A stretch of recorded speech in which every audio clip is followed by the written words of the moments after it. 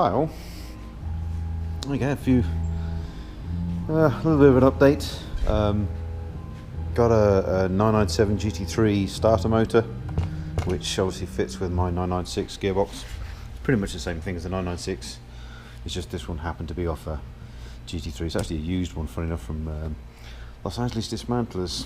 Now, I always knew that the starter mounted position, the orientation of the solenoid is too low and basically hits this bar there, which goes between the two lower wishbones. I didn't want to move the bar, so it adds structure that I kind of like, makes it in a true A. So I was always going to have to modify this front housing here to reorientate the solenoid so that it was slightly higher. Instead of being at roughly, I think it's about, instead of being roughly about sort of 4 o'clock, I need it to be about 2 o'clock, should we say, clocked from the center. So there's a couple of options on that. I can either just orientate the starter to the position I want it to, cut away what's not needed, and then basically produce a clamp on top and bottom that'll dial into those holes, but then it will also clamp into the two original hole positions. Now, that's one option. The second option is to completely remove this front aluminium casting section here, draw it up in CAD, and then basically build a full billet piece to go here, obviously with the ears in the right place. Also, now I've got the starter, now I realise this solenoid actually is going to be about a ½ inch interference with the actual diffuser, which is a pain in the bum. So now I'm going to have a slight alteration in the corner of the top here, basically drag that out a little, give myself a little bit of room clearance for the starter. But yes, I always knew that was going to be an issue pretty much from day one. We didn't want to bring the suspension further out, because the more further out I brought the suspension, then basically it becomes more into the diffuser. I just wanted the longer wishbone, so basically I could get the biggest diffuser that I could get in there. The more you move the chassis further out, the less of a diffuser you end up getting. So it was always one of those compromises. I could use a high torque starter, which has a different front casing that I could probably orientate, but they're kind of crap, if the truth be known. They're not good for longevity. They're probably okay for an occasional race car, but realistically, Andy's Can-Am, his high compression 383 had a stock starter motor from a 930, because he had a 930 box, and it just sounded right. It engaged nicely. It didn't sound like it was trying to grind the teeth away, and it always had plenty of power. So I really hated my high torque starter motor I had previously. So I knew that this time round, and when we fit the 962 with the GT3 motor, we used a standard. I built the bell housing for that. We used a standard same starter motor as this, and it just sounds sweet. It just feels like it's going to last a lot longer. So this is obviously a lower compression engine than the normal. This is like a 9:1, so it's more like a truck motor kind of compression. So it doesn't need as much as a higher torque starter. It's not like it's like a 12 or 13:1 compression ratio. This is actually 9.25, 9.5 to 1 compression ratio. So really, it doesn't need as big a starter. So yes, starter motor here. I can start drawing the CAD drawings on the front of there and see what we're going. Yes, so we had a big delivery from Canada Composites. Had the full roll of 3mm core mat, which I use in the top of all the wheel arches and doors for strengthening. We had one barrel here of vinyl ester, which has been the big pain in the bum to try and get due to the problems with COVID and basically shipping initial vinyl. The materials they need to make the vinyl ester from China. Even though it's made in the USA, the materials obviously partly come from China. That's what's been the huge delay.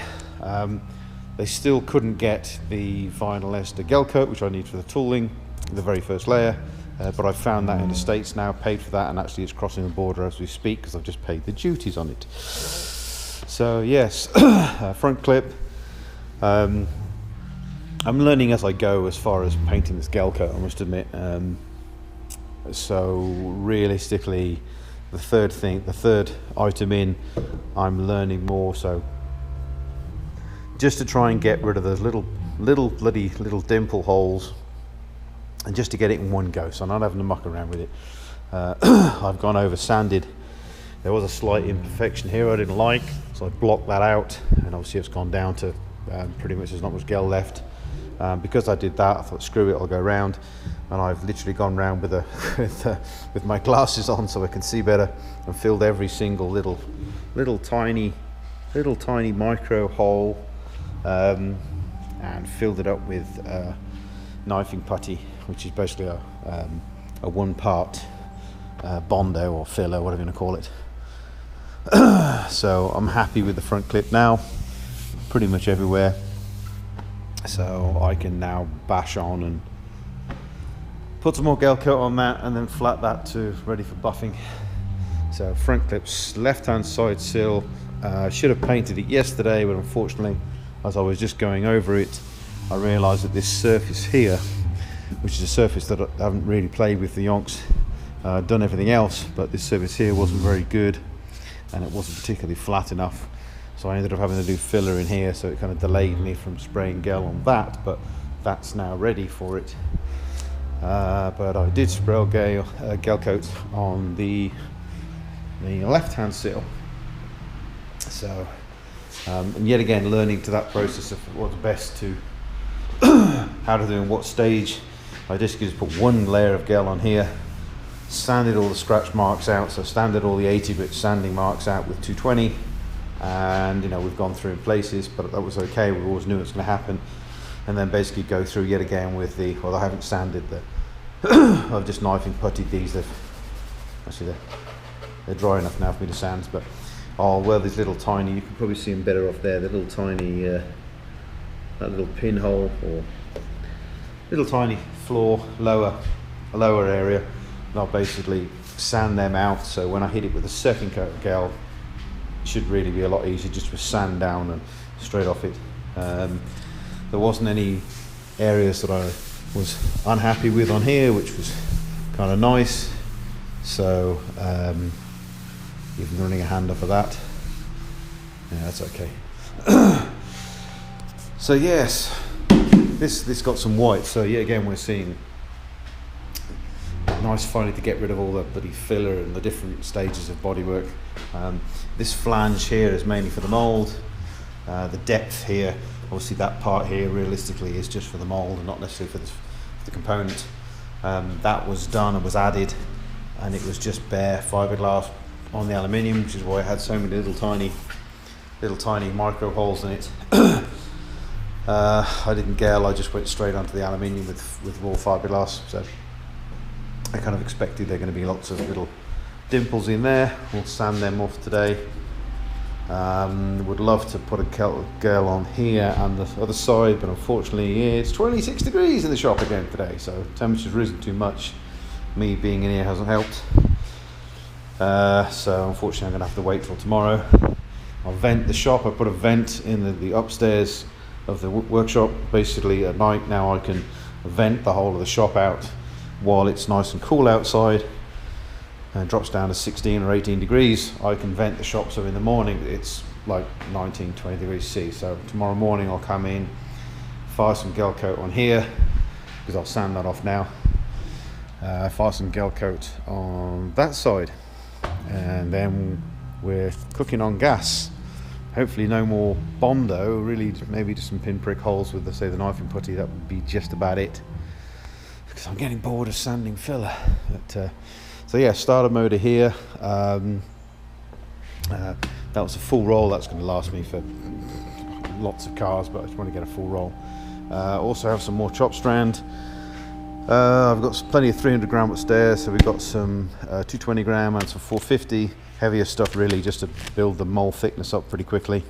The smaller stuff is handy for the really concentric curves. I'm going to get some veil, which is what we call tissue in Britain, for the very first layer. So the very first layer will be vinyl ester gel coat, Then we'll have what's called a skin coat or a coupling coat, I think I've heard it called before, of a vinyl ester with a veil or a tissue material.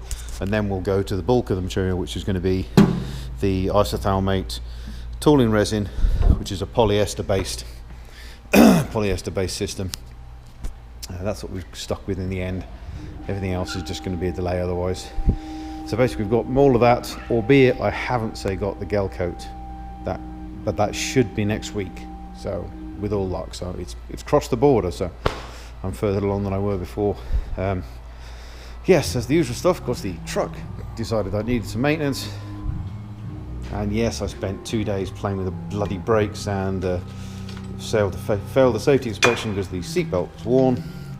So seatbelt and brakes for the truck, awesome. Another day and a half bloody delay. Anyway, the machine tools, right? The miller. We had a problem with the y-axis. Obviously, this poor old girl hadn't been recommissioned really for five years now, and it spent the last winter outside. So it spent one winter outside, not the last one. It spent one winter outside, and it was minus 30. It was all covered up with tarps, so it wasn't getting wet, but it definitely got cold. And unfortunately, I lost one of the supposedly bulletproof, as they say. Little Gecko stepper drives, the G203s. They're supposedly bulletproof, and I proved it wrong. So y-axis was stumbling. I wasn't too sure whether it was the motor, the wiring. So basically I swapped the wiring for the X and Y on the two steppers, and the fault moved from the y-axis to the X. So it looked very much as if it was going to be the actual drive, which it was. So a couple $100 later, we changed the drive, and I've had this cycling through most of the day. Yes, we have a large 40-inch screen for the display, but you know, I had plenty of tellies knocking around. There's no bloody plasma there, but who the hell uses plasma these days?